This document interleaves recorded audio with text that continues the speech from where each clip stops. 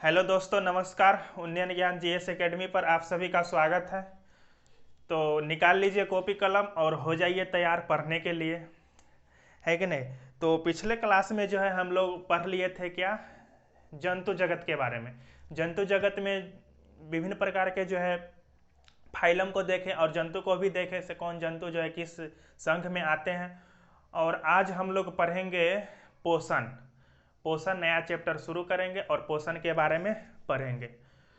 तो पोषण के बारे में थोड़ा सा ये सोचते हैं कि इस पृथ्वी पर जितने भी जीव जंतु हैं या पेड़ पौधे हैं, तो सब कुछ जो है अपना अस्तित्व बनाए रखने के लिए जो है और अपने आप में विकास करने के लिए कुछ ना कुछ तो भोजन करेगा ही करेगा। चाहे जंतु हो, मनुष्य हो, या जीवाणु हो, बैक्टीरिया हो, चाहे जो भी पेड़ पौधे हैं, तमाम चीज़ें के जितने भी जंतु, जितने भी सजीव हैं, एक लाइन में सजीवों की बात करते हैं, तो जितने भी सजीव हैं वो अपना जो है अस्तित्व बचाए रखने के लिए, अपने आप में विकास करने के लिए जो है भोजन तो करेंगे ही करेंगे। तो वही भोजन के बारे में पढ़ना है, पोषण के बारे में। अगर वो भोजन नहीं करे, मान ले कि पेड़ पौधे में पोषण ना हो, तो क्या होगा? सूख जाएंगे। सूखेंगे कि नहीं? सूख जाएंगे। अगर हम ही मान करके चल 10 दिन भोजन नहीं करेंगे, 10 दिन 15 दिन भोजन न करें, तो क्या होगा? धीरे धीरे कमजोर हो जाएंगे। कोई भी मनुष्य को अगर 10 दिन भोजन नहीं दिया जाए, 15 दिन, तो धीरे धीरे क्या हो जाएगा? वो कमजोर हो जाएगा। उसके बाद मृत्यु के कगार पर जो है पहुंच जाएगा। उसके बाद भी नहीं दिया जाएगा भोजन, तब तो क्या होगा? तब तो वो मर जाएगा। तो यही बात है कि अपने विकास करने के लिए, अपना जो है जीवन को चलाने के लिए, है कि नहीं, शारीरिक विकास करने के लिए, वृद्धि करने के लिए, जीवन को चलाने के लिए, अपना अस्तित्व कायम रखने के लिए, जिंदा रहने के लिए भोजन की आवश्यकता होती है कि नहीं, पोषण की आवश्यकता होती है। तो उसी पोषण के बारे में जो है इस चैप्टर में पढ़ना है। तो निकालिए कॉपी कलम और तैयार हो जाइए पढ़ने के लिए। तो पोषण के बारे में पढ़ते हैं। तो देखिए, जितने भी सजीव हैं, तो वो सब में जो पोषण होता है वो दो तरह से होता है। कितने तरह से होता है? दो तरह से होता है। एक होता है स्वपोषण। क्या होता है? स्वपोषण होता है। और दूसरा जो होता है ये होता है परपोषण। परपोषण, स्वपोषण और परपोषण दो होता है। तो स्वपोषण की बात करें तो इतना सा समझ जाइए कि स्वपोषी जंतु वैसे होंगे स्वपोषी जंतु जो अपना जीवन यापन करने के लिए, जो भोजन का जो ग्रहण करते हैं, वो जो है दूसरे जीव जंतु या पेड़ पौधे पर जो है आश्रित नहीं रहेंगे। उसको क्या कहेंगे? स्वपोषी कहेंगे। ठीक। और परपोषी उसको कहेंगे जो अपना जीवन यापन करने के लिए, अपना शारीरिक विकास करने के लिए जो भोजन ग्रहण करते हैं, वो किससे करते हैं? दूसरे पेड़ पौधे पर, दूसरे पेड़ पौधे से करते हैं, या दूसरे पेड़ पौधे पर आश्रित रहते हैं। उसी को क्या कहते हैं? उसी को परपोषी कहते हैं। जैसे मनुष्य के संदर्भ में बात करें तो मनुष्य जो है किस पर आश्रित है? पेड़ पौधे पर आश्रित है। जैसे कि गेहूं प्राप्त होता है, या चावल प्राप्त होता है, दाल प्राप्त होता है, सब्जी प्राप्त होता है, ये सब किससे प्राप्त होता है? तो ये सब जो है पेड़ पौधे से प्राप्त होते हैं। उसके बाद जंतु की श्रेणी में अगर मांस प्राप्त होता है, अंडा प्राप्त होता है, तो ये सब किससे प्राप्त होता है? तो ये सब जंतु से प्राप्त होते हैं। तो कह सकते हैं मनुष्य कैसा होगा? परपोषण होगा, क्योंकि जो है उसका भोजन किससे प्राप्त होता है? या तो जंतु जगत से प्राप्त होता है, या पेड़ पौधे से प्राप्त होता है। ठीक। और स्वपोषण का मतलब वो जो है दूसरे जीव जंतु या पेड़ पौधे पर जो है आश्रित न रह करके जो है खुद अपना भोजन बनाने में या तैयार करने में सक्षम है। जैसे कि पेड़ पौधा में क्या होता है?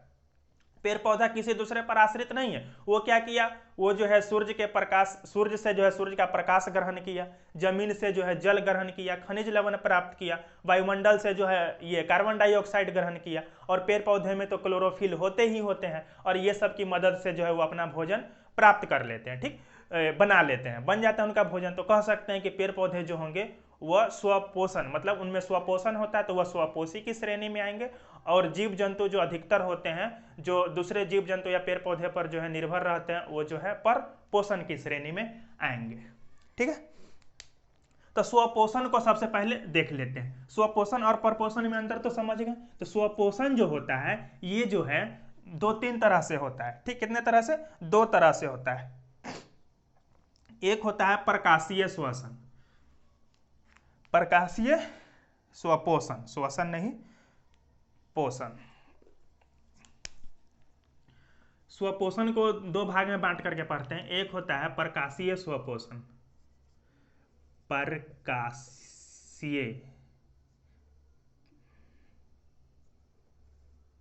प्रकाशीय ये ऐसे होगा या ऐसे ऐसे होगा, प्रकाशीय स्वपोषण। प्रकाशीय स्वपोषण में क्या होता है कि कुछ बैक्टीरिया मतलब कुछ जीवाणु और सभी पेड़ पौधे, लगभग सभी पेड़ पौधे और कुछ बैक्टीरिया क्या करते हैं, वो जो है सूर्य के प्रकाश से, हाँ सूर्य से जो है प्रकाश ग्रहण करते हैं, जमीन से जल और खनिज लवण ग्रहण करते हैं, और वायुमंडल से क्या करते हैं, कार्बन डाइऑक्साइड ग्रहण करते हैं। तो कुछ बैक्टीरिया और जो होते हैं कुछ बैक्टीरिया जैसे कि एक कोशिकीय जीव हो गया, और लगभग सभी हरे पौधे जो होते हैं उनमें कैसा कुछ बैक्टीरिया मतलब एक कोशिकीय जीवाणु जो होते हैं और जितने भी सभी हरे पेड़ पौधे हैं उनमें कैसा स्वपोषण होता है, तो उनमें जो है प्रकाशीय स्वपोषण होता है। ठीक, क्योंकि वो जो है अपना भोजन किससे बनाते हैं, तो वो अपना भोजन जो है सूर्य के प्रकाश को ग्रहण करके जो है प्रकाश संश्लेषण करते हैं। कार्बन डाइऑक्साइड की इसमें जरूरी पड़ती है, जल की जरूरी पड़ती है, क्लोरोफिल की जरूरी पड़ती है, और ये सब से जो है सूर्य से जो अपना ये प्रकाश ग्रहण करके जो है अपना भोजन तैयार कर लेते हैं और प्रकाश संश्लेषण करके अपना भोजन ये बना लेते हैं। ठीक, तो ये हो गया प्रकाशीय स्वपोषण इसमें। और एक होता है रासायनिक स्वपोषण, रासायनिक स्वपोषण।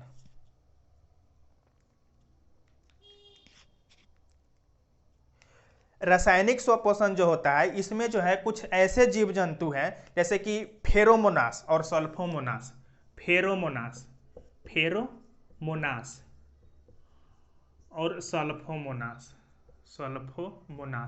ये ऐसे जीवाणु हैं जो रासायनिक स्वपोषण करते हैं। कैसे स्वपोषण करते हैं, रासायनिक स्वपोषण करते हैं। ये क्या करते हैं, हाइड्रोजन सल्फाइड और लौह यौगिक, ये दोनों जो है क्या करते हैं, जैसे कि लौह यौगिक हो गया, लौह यौगिक लोहे के यौगिक, और ये हाइड्रोजन सल्फाइड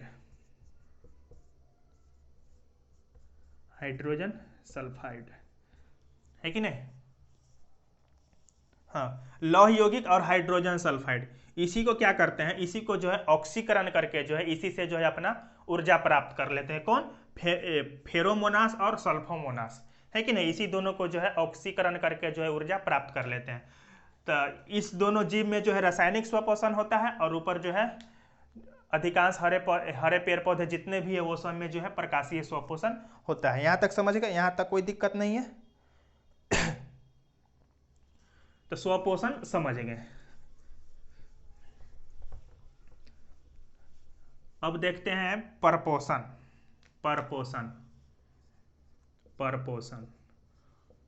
परपोषण में जो है जितने भी जीव जंतु होते हैं वो जो है दूसरे पर आश्रित रहते हैं, या दूसरे पेड़ पौधे पर आश्रित रहते हैं, या दूसरे जंतु पर आश्रित रहते हैं। ठीक, परपोषण में। और इसका भी जो है 3 उदाहरण है, इसको भी तीन भाग में बांट करके देख लेते हैं, है कि नहीं। पहला भाग है मृतजीवी पोषण। कौन, मृतजीवी पोषण।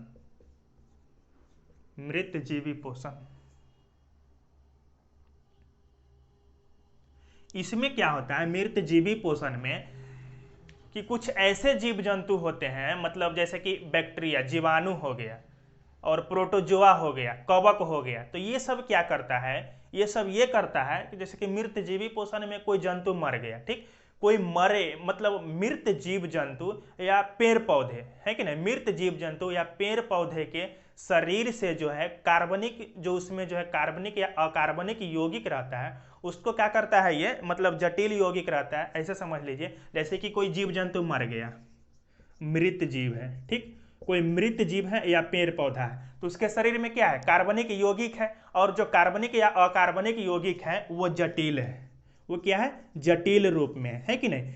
तो कुछ ऐसे जीव होते हैं जो मृत जीव जंतु या पेड़ पौधे के शरीर में जो कार्बनिक या अकार्बनिक यौगिक जटिल रूप में रहते हैं, उसको जो है अपने शरीर में पाए जाने वाले कुछ ये होते हैं, उसके शरीर में क्या पाया जाता है, उसके शरीर में जो है पाए जाने वाले, ये कह लीजिए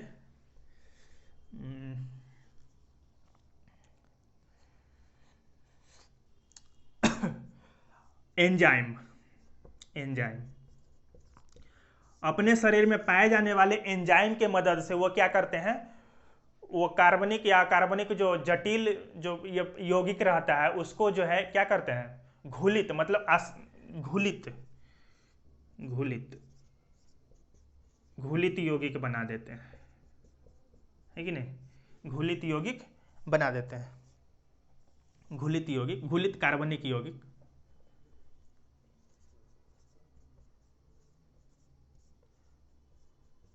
घुलित कार्बनिक यौगिक बना देते हैं। जैसे कि कुछ जीवाणु हो गया, है कि नहीं, कवक हो गया, प्रोटोजोआ हो गया, प्रोटोजोआ, ये सब क्या करता है, इस सब के शरीर में जो है एक प्रकार का एंजाइम पाया जाता है। किसके शरीर में, जीवाणु, कवक, प्रोटोजोआ के शरीर में एक प्रकार का एंजाइम पाया जाता है। और उस एंजाइम के मदद से जो भी मृत जीव जंतु है या पेड़ पौधे हैं और उसके शरीर में जो है जटिल, हाँ, जटिल कार्बनिक या अकार्बनिक यौगिक है, उसको जो है घुलित कार्बनिक यौगिक में बदल देते हैं। और श्वास, मतलब ये करके, ये क्या कहते हैं उसको, ओह आज बड़ी मिस्टेक हो रहा है,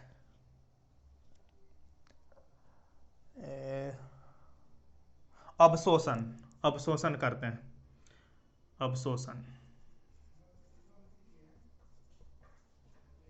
अवशोषण करते हैं, है कि नहीं।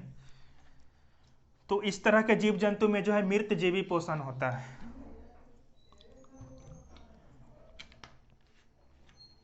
किसमें, कवक, प्रोटोजोआ और कुछ ऐसे जीवाणु होते हैं, फिर से समझ लीजिए क्लियर तरीके से, कुछ ऐसे जीवाणु होते हैं या प्रोटोजोआ या कवक होते हैं, वो जो है मरे हुए जीव जंतु के शरीर से जो है, मरे हुए जीव जंतु के शरीर में जो कार्बनिक यौगिक है जो जटिल रूप में है, उसको जो है अपने शरीर में पाए जाने वाले एंजाइमों के मदद से जो है उसको घुलित यौगिक में परिवर्तन करके श्वसन कर, श्वसन नहीं, क्या है, अवशोषण कर लेते हैं, अवशोषण कर लेते हैं। और इस तरीके से जो है इसका क्या होता है, पोषण होता है। तो ऐसे जीव जंतु को मृत जीवी पोषण कहते हैं। ठीक, उसके बाद अगला,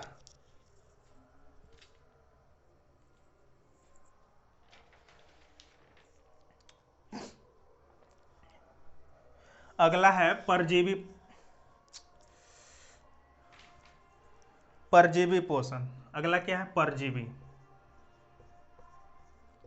अगला है परजीवी पोषण। परजीवी पोषण में क्या होता है कि वैसे जीव जंतु जो होते हैं जो दूसरे जीव यानी कि दूसरे सजीव के शरीर पर जो है आश्रित रहते हैं और उनको बिना नुकसान पहुंचाए हुए, है कि नहीं, बिना नुकसान पहुंचाए हुए दूसरे सजीव के शरीर पर आश्रित रहते हैं और उनमें जो पोषण होता है उसको परजीवी पोषण कहते हैं। ठीक है, और उसको परपोषी कहते हैं। कैसे जीव, वैसे जीव जो दूसरे सजीव के ऊपर जो है आश्रित रहे और उनको बिना नुकसान पहुंचाए हुए, मतलब उनको बिना नुकसान पहुंचाए हुए आश्रित रहे और उनके शरीर से जो है इनको भोजन प्राप्त होता रहे, तो वैसे जीव को परपोषी कहते हैं, है कि नहीं। कैसे, क्या कहेंगे, परजीवी कहेंगे, परजीवी, परपोषी नहीं, परजीवी कहेंगे। और परपोषी उसको कहेंगे जिसके शरीर पर ये जो है आश्रित है कि नहीं। मान करके चलिए ये कोई सजीव है, ठीक, और इसके शरीर पर जो है दूसरा जीव आश्रित है, ये वाला जो जीव है इस सजीव के ऊपर आश्रित है और इसका जो है भोजन पानी जो है इसी के माध्यम से चल रहा है, तो इसके माध्यम से इसका भोजन पानी चल रहा है, तो ये हो गया परजीवी, क्योंकि ये दूसरे पर आश्रित है और इसके माध्यम से इसका चल रहा है, तो ये हो गया परपोषी। ये हो गया क्या, परपोषी हो गया। ठीक, जैसे कि कुछ ऐसे बैक्टीरिया वगैरह होते हैं या ऐसे जीवाणु होते हैं और ये जो है रोग फैलाते हैं, रोग फैलाते हैं। ठीक है, रोग फैलाने वाले जो जीवाणु होते हैं वो परजीवी होते हैं। जैसे कि मनुष्य के अंदर ही बहुत सारे बैक्टीरिया होते हैं जो रोग फैलाते हैं, तो क्या करते हैं, अपने मनुष्य के शरीर के ऊपर ही आश्रित रहता है। ठीक है कि नहीं, और वो जो है उनका वहां से पोषण होते रहता है। मृतजीवी हो गया, परजीवी हो गया, एक और है वो है प्राणी समपोषण। प्राणी समपोषण, प्राणी संपोषण। प्राणी संपोषण, तो प्राणी संपोषण में ये होता है कि कोई भी जो सजीव है वो जो है पूर्ण रूप से भोजन करता है। क्या करता है? भोजन करता है, और ये किए हुए भोजन को पचाता है। ठीक है, और भोजन पच करके जो ऊर्जा इस सजीव को मिलता है, भोजन पचने के बाद जो ऊर्जा इस सजीव को मिलता है, तो उस सजीव के अंदर जो कोशिकाएं हैं वो कोशिका जो है उस ऊर्जा को क्या कर लेती है? अवशोषित कर लेती है, यानी कि ऑब्जर्व कर लेती है। तो जैसे कि इसके अंतर्गत आता है मनुष्य, मनुष्य हो गया मानव, उसके बाद कुत्ता हो गया, बंदर हो गया, बिल्ली हो गया, है कि नहीं, मेढक हो गया, मछली हो गया। देख रहे हैं ये सब क्या है? ये सब कहीं ना कहीं दूसरे सजीव के ऊपर आश्रित है, और ये भोजन करते हैं, भोजन करने के बाद डाइजेस्ट करते हैं, और इससे जो ऊर्जा प्राप्त होती है वो ऊर्जा इनके शरीर में जो कोशिका होता है वो क्या कर लेता है? ऑब्जर्व कर लेता है, और ये कहलाता है क्या? प्राणी संपोषण। तो इस तरह से देखें। और पेड़ पौधे में जो पोषण होता है, पेड़ पौधे में जो पोषण होता है, पेड़ पौधे तो सबसे पहले स्वपोषी होते हैं, इसके बारे में तो चर्चा कर लिए हैं, स्वपोषी होते हैं। तो पेड़ पौधे जो स्वपोषी होते हैं और उनमें जो पोषण जो होता है, इसके लिए तीन चार पदार्थ की आवश्यकता होती है, 3-4 चीज़ों की जरूरत पड़ती है। उसमें से सबसे पहला है प्रकाश, और ये प्रकाश क्या? तो सूर्य का प्रकाश। सबसे पहले सूर्य का प्रकाश रहना चाहिए, और उसके बाद ये जो है ये पौधे क्या करते हैं? जमीन से जो है जल और खनिज लवण ये सब जो है प्राप्त कर लेते हैं। ठीक है, और तीसरा कारक है कार्बन डाइऑक्साइड। कार्बन डाइऑक्साइड जो है ये वायुमंडल से ग्रहण करते हैं, और एक कारक है कार्बन डाइऑक्साइड के बाद क्या क्या हो गया? प्रकाश हो गया, जल हो गया, कार्बन डाइऑक्साइड हो गया, और एक है क्लोरोफिल। क्या? क्लोरोफिल होता है। ये चारों में से कोई एक भी चीज की कमी हो जाएगा तो फिर पेड़ पौधे जो है अपना भोजन नहीं बना पाएगा। ठीक है, नहीं बना पाएगा। और क्लोरोफिल के बारे में बता दिए थे, क्लोरोफिल के बारे में जो है जब सेल पढ़ा रहे थे तो वहां पर बताए थे क्या? तो क्लोरोफिल में ये बताए थे कि मान करके चलिए ये क्या है, क्लोरोफिल कहाँ रहता है उसके बारे में तो बताए थे। जैसे कि ये है इस तरह का मतलब था ना, क्लोरोप्लास्ट, है कि नहीं, इस तरीके से था। और इसमें जो है इसको क्या कहते थे? एस्ट्रोमा कहते थे। इसके अंदर के भाग को एस्ट्रोमा बोले थे, और इस एस्ट्रोमा में जो है इस प्रकार की जो है आकृति पाई जाती थी, है कि नहीं, इस प्रकार की जो है आकृति पाई जाती थी, और इस आकृति को कहते थे थैलेक्वाइड। ये क्या था? थैलेक्वाइड था, है कि नहीं। और इस थैलेक्वाइड के ऊपर जो है एक इस प्रकार की जो है ऐसे थी ना, इसके ऊपर जो है इस तरह की थी, और ये जो थी ये था एस्ट्रोमा लैमेली। ये क्या था? एस्ट्रोमा लैमेली था, एस्ट्रोमा लैमेली। ठीक है।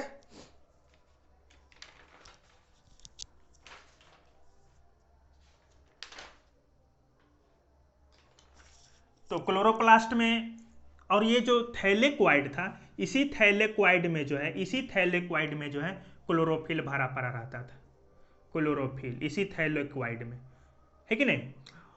तो ये क्लोरोप्लास्ट था आपका। क्लोरोप्लास्ट के अंदर एस्ट्रोमा में जो है थैलेक्वाइड था, और इसमें जो है ये जो आकृति है ये एस्ट्रोमा लैमेली था, और यही थैलेक्वाइड में जो है क्लोरोफिल भरा पड़ा रहता है। ठीक है, और यही क्लोरोफिल, ये सब जो है क्लोरोफिल वहां पे रहता है, और ये चारों जो मिल करके जो है पौधे में प्रकाश संश्लेषण की क्रिया उत्पन्न करते हैं, और पौधे जो है अपना भोजन बनाते हैं। अच्छा, पेड़ पौधे जो कार्बन डाइऑक्साइड जो वायुमंडल से ग्रहण करते हैं, तो प्रकाश संश्लेषण जब होता है तो कार्बन डाइऑक्साइड तो ग्रहण करते हैं, उसके बाद ऑक्सीजन छोड़ते हैं।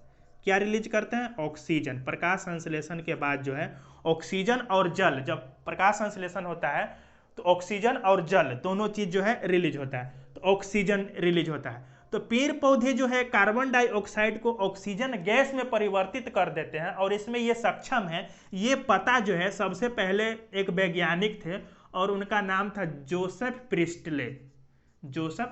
Presley, Joseph Presley. और यही प्रिस्टले नामक वैज्ञानिक ने यह पता लगाया कि जो भी पेड़ पौधे जो है वो कार्बन डाइऑक्साइड को ऑक्सीजन गैस में परिवर्तन करने में क्या है, सक्षम है। तो ये पता कैसे लगाएं? तो सबसे पहले प्रिस्टले ने क्या किया, 2 जार लिया, 2 क्या लिया, जार लिया, और दोनों जार में जो है एक जार में चूहा को बंद कर दिया।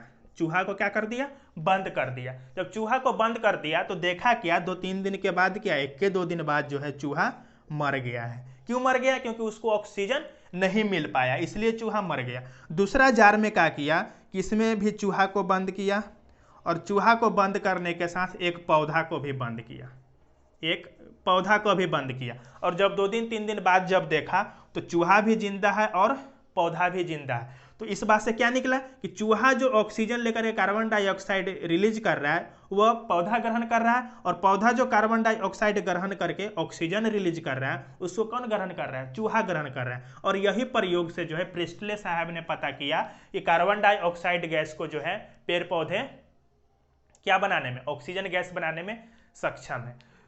तो आज पोषण के बारे में इतना देख लिए, स्वपोषण देखे, परपोषण देखे, है कि नहीं। तो अगले क्लास में जो है मानव में पोषण, पेड़ पौधे में जो है पोषण किसके मदद से होता है, तो पेड़ पौधे में जो पोषण जो है ये 4, ये प्रकाश, जल, खनिज लवण, कार्बन डाइऑक्साइड और क्लोरोफिल के माध्यम से जो है प्रकाश संश्लेषण की क्रिया होती है। और उसी प्रकाश संश्लेषण की क्रिया से जो है पेड़ पौधे अपना भोजन तैयार करते हैं, और उनमें जो है क्या होता है, पोषण होता है। और पेड़ पौधे कैसे हैं, तो वो स्वपोषी है। तो अगले जन्म में मानव में पोषण, और मानव में जो पोषण होता है वो थोड़ा बड़ा है, उसको थोड़ा विस्तार से देखेंगे। तो ठीक है, मिलते हैं अब अगले क्लास में। आज का क्लास यहीं पे समाप्त होता है। और चैनल को सब्सक्राइब कीजिए अगर क्लास अच्छा लग रहा है तो, लाइक कीजिए या नहीं कीजिए, लेकिन कमेंट जरूर कीजिए। कमेंट में ये बताइए कि क्या आपको समझ में आ रहा है या नहीं आ रहा है, और अगर अच्छा आ रहा है तो चैनल को सब्सक्राइब कीजिए, दोस्तों के बीच शेयर कीजिए। तो ठीक है, मिलते हैं अगले क्लास में। जय हिंद।